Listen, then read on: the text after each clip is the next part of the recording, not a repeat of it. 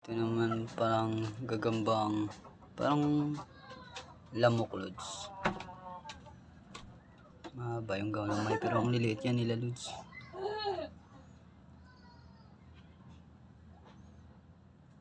Mabait yan, lods. Tingnan mo. Takot sa tao yan, lods. Pero ano, ngapit yan.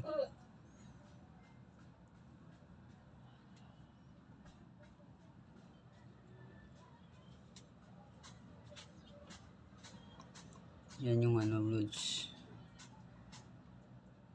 Gagamba. Gagamba, ibang klaseng gagamba nila. Yun sa mga bahay, lods.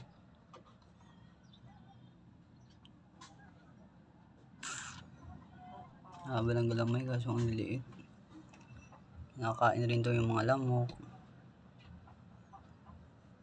mga insekto.